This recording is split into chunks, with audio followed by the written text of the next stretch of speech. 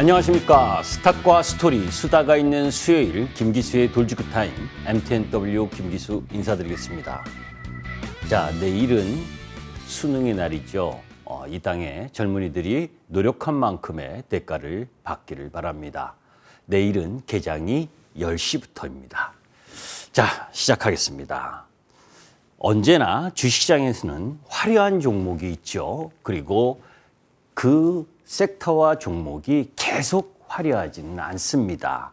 우리가 2000년대 들어서 영진약품이나 또 2003년에 조선철강건설기계 지주화학이 화려하게 날렸었던 부분, 그리고 2010년에 차화정이 날려서 주도 흐름을 보였던 부분, 그리고 중국의 소비에 의해서 아모레 퍼시픽이든 화장품이 날렸던 부분, 그리고 셀트리온과 또 2020년 그죠?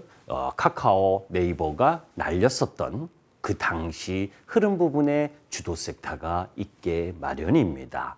한번 주도 섹터가 영원한 주도 섹터는 될 수가 없죠. 왜냐하면 글로벌 시장이 변화하고 그 속에서 움직여 나가고, 주식은 새로운 세상과의 대화, 그 속에서의 모멘텀을 받는 섹터가 올라가는 겁니다. 한번 급등을 한 섹터 부분이 그 시대에 뒤떨어지게 되면 계속해서 영구적으로 하락하는 경우가 많습니다. 물론 셀트리온 같은 경우에는 팬데믹이라는 변수 요인을 맞게 돼서 다시 한번 고점을 돌파한 모습도 있었죠. 갑자기 왜 이렇게 급등한 섹터와 종목 부분들을 이야기하느냐? 지금 시장에 선도하고 있는 종목들을 매도하고 낙폭과대 주식을 사야 되느냐? 이런 뜻으로 말씀드리는 게 아닙니다. 시장엔 항상 그 시대에 맞는 주도 섹터를 원하고 또 다른 주도 섹터의 흐름을 갖기 위한 시장의 몸부림은 언제든지 있어 왔고, 그런 부분들을 캐치하기 위해서 노력해야 된다는 겁니다. 아까 수능도 마찬가지고 주식시장도 마찬가지고, 노력한 만큼의 대가를 받는 것이 주식시장이다. 그죠? 운이 좋아서, 시장이 좋아서 주가에 수익을 내는 건 아무나 할 수 있습니다. 시장이 어려울 때 정말 주도 섹터의 흐름들을 이해하실 필요가 있다는 뜻에서 말씀드렸고, 잠시 후에 본격적으로 김기수 돌직구 타임을 시작하도록 하겠습니다.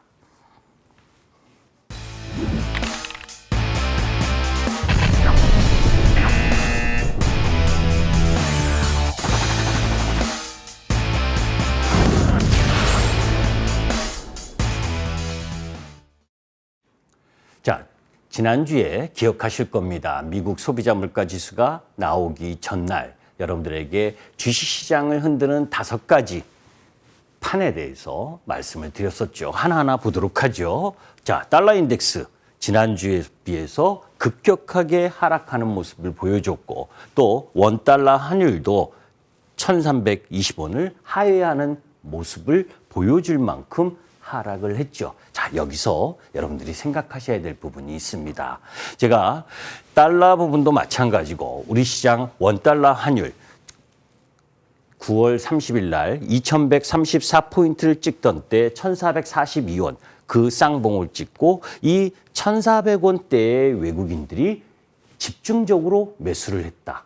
그죠? 그러면서 지금 원화 환율이 이렇게 급격하게 하락을 하면서 1320원대까지 내려왔습니다. 자, 여러분들에게 질문을 드리겠습니다.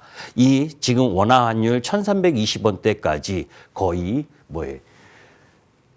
1425원에서 내려왔으니까 100원이 넘게 내려왔죠. 여기서 원화 환율이 쭉 밑으로 내려가기를 기대하십니까? 아니면 제한적이지만 반등 흐름이 조금 나올 것이라고 봅니까? 제가 왜 이 말씀을 드리냐면, 여기에서 이 원달러 환율이 더 급격하게 내려가는 흐름이 전개가 된다면 외국인 매수세가 들어올 이 부분, 그죠? 세게 내려가야 들어올 가능성이 있는데, 여기서 반등이 일정 정도 진행된다면 외국인 매수도 숨고르기를 할 수 있다는 거죠. 그죠? 급격하게 하락하는 흐름을 기대하는 것이 아니라면 지금 시장에서는 일부 차익 실현과 매매 흐름 부분에 있어서 외국인 매수세가 다소 완화될 가능성에 대한 부분을 인식할 필요가 있다는 겁니다. 자, 거기에 중국 코로나와 관련된 부분, 엊그제 폭동이 일어났죠. 그죠? 그만 가두라고 한마디로. 자, 중국이 그래도 제로 코로나 정책 완화되는 움직임을 보여주고 있습니다. 해외 입국자 격리 기간을 10일에서 8일로 단축을 하고, 그리고 확진자 나온 항공편을 일시 운항 정지했던 것도 철회를 했고, 그죠? 그리고 PCR 검사도 2에서 1회. 애개죠, 그죠? 서방 국가나 우리나라 6만 명씩 일일 확진자 나오는데도 여러분들 거의 일상에 지장 없이 보내고 있잖아요. 아킬레스건, 중국은 개방은 해야겠고, 그죠? 그런데 백신을, 물백신이라고 할 만한 중국의 백신을 맞은 걸 믿기가 어렵고, 그러니 진퇴양난에 놓여져 있는데, 그 흐름에 제가 결론부터 얘기하면 중국의 경기 부담은, 그죠? 확진자 수가 줄어드는 라인까지는 부담스러운 흐름을 갖고 간다는 겁니다. 자, 거기에 미국 중간선거 이후 걱정하지 마시라 그랬죠? 그죠? 그거대로 레드웨이브는 없었습니다. 결국 상원은 민주당이 가져가고 공화당은 하원을 가져가는 정도, 그 흐름에 놓여져 있기 때문에 정책적 변화는 크지 않다. 그런 가운데에서 오늘 미국 시장도 이 뉴스 때문에 흔들렸었죠. 우리 시장도 장 초반에는 급격하게 하락을 했었던 부분도 이 부분이었죠. 폴란드, 러시아가 우크라이나 100여 발의 미사일을 쐈는데 2발이 폴란드에 떨어졌고, 그래서 인명피해가 2명 있었고, 그래서 바이든이, 그죠? 이 북대서양 조약기구, 나토 정상들과 회담을 하는 흐름. 그러면서 사실 폴란드는 나토에 가입되어 있기 때문에 그 전에 러시아가 우크라이나 전쟁을 할 때 한 말이 있죠. 나토 국가에 침공을 하게 되면 자연적으로 합류해서 싸울 수밖에 없는 부분. 근데 그럴 일 없잖아요. 그죠? 바이든도 그러고 싶은 마음 없고, 이건 노이즈다라고 보시면 됩니다. 자, 그런 가운데에서 온다 안 온다 말이 많던 빈 살만, 그죠? 앙태자가 오죠, 그죠? 내일 오게 됩니다. 1조 달러 네옴시티를 위해서. 그래서 관련주들이 사실 이 뉴스가 일주일 전부터 있었기 때문에 수소 관련주도 움직였고, 건설 관련주도 움직였고, 그죠? 그리고 이 네옴시티를 부분의 에너지, 신재생 에너지 쪽으로 또 관련한 흐름, 그래서 풍력이라든지 태양광 이런 주식도 올라가는 흐름들을 보여줬습니다. 자, 그런 가운데에서 CPI와 관련된 부분, 지난주 이 자리에서 여러분들께 이런 말씀을 드렸죠. 확인하고 사시면 높은 가격에 사야 됩니다. 미국 시장이 7% 급등을 했었죠. CPI 발표를 하고. 자, 여기서 CPI 발표 내용은 조금 이따가 말씀을 드리도록 하고, 우리나라 기준금리 지금 11월 24일 날 금통위가 있습니다. 0.5bp를 원래는 인상하려고 했었잖아요. 그죠? 0.25bp 인상을 해야 됩니다. 그죠? 지금 미국 시장은 소비자 물가 지수가 떨어져서 7.7%, 우리나라는 10월 달 소비자 물가 지수가 5.7%, 그죠? 급격하게 환율 부분이 하락을 하면서 환율 안정이 흐름이 일정 정도 진행되고 있는데 1869조라는 가계부채가 있는 상황에서 또 0.5bp를 인상을 하게 되면 우리의 젊은 세대들, 그죠? 이 대출금리 부분을 갚기도 어렵고, 그런 가운데에서 0.5bp를 인상을 하게 되면 지금 레고랜드 여파에 의해서 경직된, 그죠? 부동산 프로젝트 파이낸싱과 관련된 부분, 이런 잡음들이 계속 나올 가능성이 높다. 그래서 저는 11월 24일 날 0.25bp 정도의 금리 인상, 그 부분을 예상을 하고 있는 상황입니다.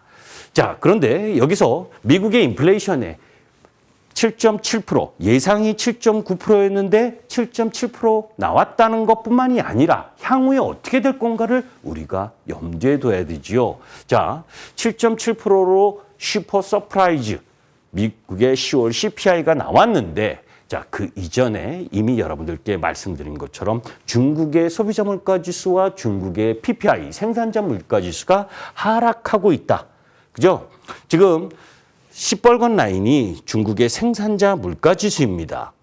그리고 이 시커먼 부분이 미국의 중국산 상품에 대한 수입 물가 지수예요. 내려오는 거 보면 더 내려오겠죠. 그러니까 지금 10월 달에 미국의 소비자 물가 지수뿐만이 아니라 11월, 12월 부분에서도 내려올 가능성이 높다라는 거예요.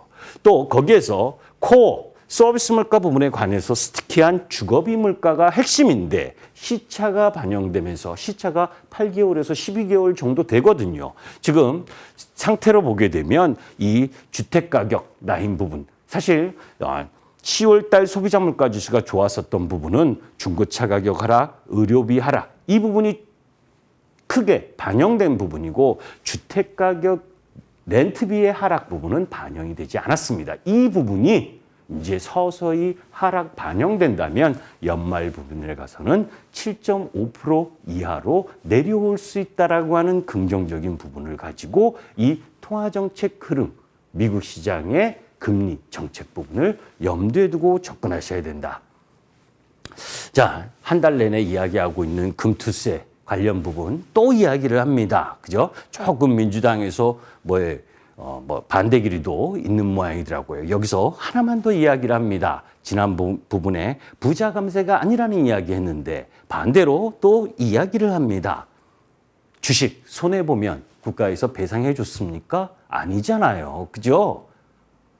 위험을 무릅쓰고 주식 투자를 한 부분에 손실 많이 났다고 보존해 준 것도 아니면서 수익 났다고 세금을 걷는 건 그건 안 되는 거죠.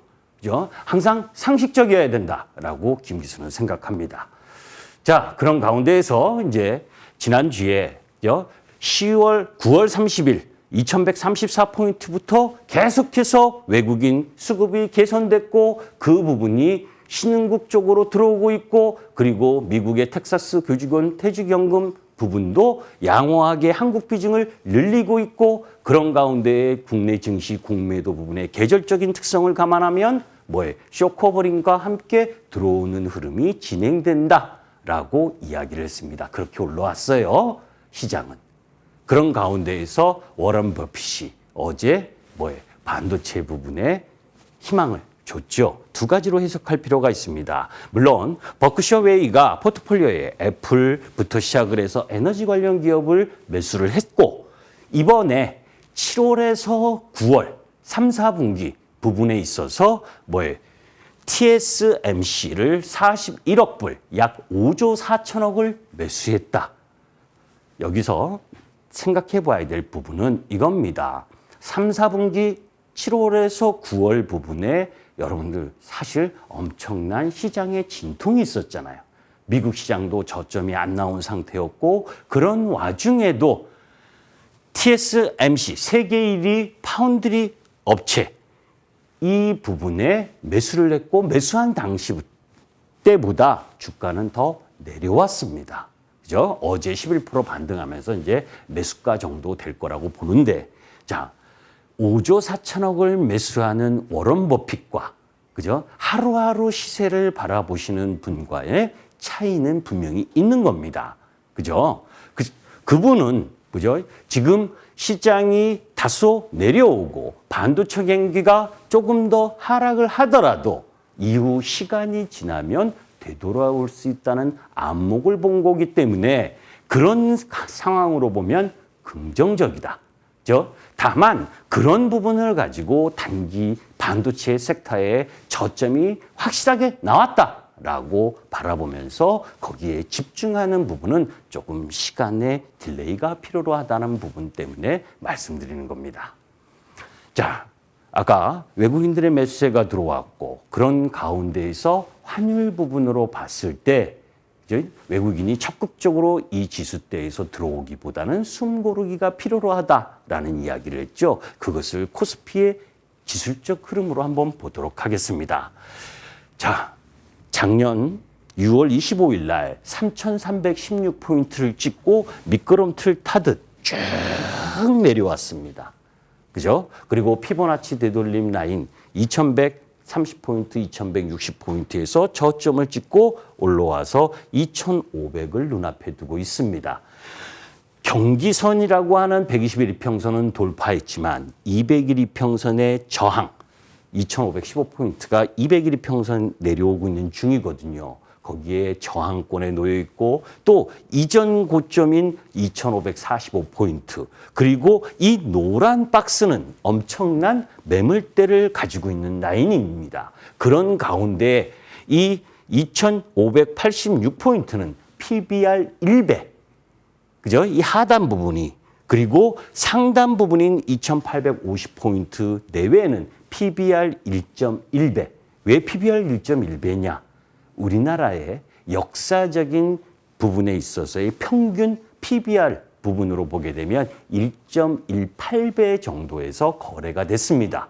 그런데 2011년 이후부터는 우리나라 기업들의 영업이익률이 다소 내려왔기 때문에 1.1배 정도에서 거래되고 있는 겁니다. 그러니까 그냥 제가 왜 이 이야기를 하냐면 시장이 좀 돌았다고 막 올라간다 이렇게 생각하시면 안 된다는 거예요. 여기를 벗어나서 이 노란색으로 들어가기 위해선 여러 가지 만족된 조건이 제시가 되어야 지수가 올라갈 수 있고 이런 저항 요인들이 있기 때문에 마구잡이로 시장 외국인 매수한다고 주식을 사거나 하시면 안 되는 트레이딩 구간과 함께 놓여 있다는 거죠. 의미 있는 저점 PBR과 관련된 부분은 이미 이야기를 했었고 자, 왜 이 이야기를 하냐면 우리나라 증시는 코스피 PBR 밸류에이션은 그죠? 수출 증가율과 함께 했습니다. 무슨 얘기냐면 PBR 1배가 2,586포인트 이 하늘색 부분이 한국의 수출 증가율입니다. 계속 내려오고 있죠. 그죠? 이 라인이 수출 증가율이 회복세를 세게 보여줘야 그죠? 추세를 전환하고 2,586포인트를 돌파해서 2,850포인트를 향해 나아갈 수 있다는 겁니다. 그러면 지금 수출이 더 증가할 수 있는 여건이냐 아니냐를 우리가 확인할 필요가 있잖아요. 자, OECD 경기 확산 지수의 방향성을 보는 겁니다. OECD의 경기 선행 지수, 그죠? 경기에 앞서서 지수가 어떻게 움직이냐? 지금 파란색, 하늘색 부분이 경기 선행 지수가 엄청나게 내려와 있다는 걸 알 수가 있죠. 자, 이걸 긍정적인 측면으로 보게 되면 이제 역사적 저점 부분의 증가율이 내려왔으니까 여기서 반등해서 턴할 수 있다라고 긍정적으로 바라볼 수가 있고 또 하나는 아직까지 턴하지 못했기 때문에 수출 증가율도 계속 내려오고 있는 상황이라면 저 노란색 부분을 돌파하기가 쉽지 않다는 걸 알 수가 있죠. 이것을 해소하려면 뭡니까? 러시아 우크라이나 전쟁이 해소돼서 뭐예요? 경기에 대한 기대감을 갖게 하든지 또 하나 중국에서 확산일로에 있는 확진자 수의 감소가 나오면서 뭐예요? 제로 코로나 해소, 위드 코로나로의 병행 이런 부분이 전개가 돼야 수출 증가율이 회복될 수 있는 흐름 이런 거를 가질 수가 있잖아요. 자, 금융시장 부분에 있어서는 지금 이런 부분으로 염두에 둘 필요가 있습니다. 2021년 긴축을 하면서 역금융 잔세가 진행되고 있죠. 지금의 반등 흐름 그리고 이번 12월 라인 부분에서 내년 초 라인 부분은 역실적 장세도 일정 정도 고려해야 된다라고 하는 부분도 염두에 둘 필요가 있습니다. 왜 이 이야기를 하냐면 아까 말씀드렸지만 우리나라는 수출로 먹고 사는 국가고 수출이 증가를 하려면 결국 글로벌 시장의 GDP 성장률이 높아져야 됩니다. 그죠? 그래야 올라갈 수 있는 수출 실적이 나오고 원화가 더 강세 흐름을 보일 수 있는 여건이 조성될 수 있다는 거죠. 그런데 안타깝게 지금 예측으로는 유로존이나 영국, 독일이 내년에 GDP 성장률이 다 역성장, 마이너스를 보입니다. 그죠? 그런 여건에서 수출 증가를 더 세게 하기는 어려운 국면인 거잖아요. 이런 흐름들 때문에 그죠? 4, 4분기 실적이 발표되는 1, 4분기 라인까지는 행여 시장이 다시 조정을 보일 수도 있다는 걸 염두에 두실 필요가 있다는 거예요.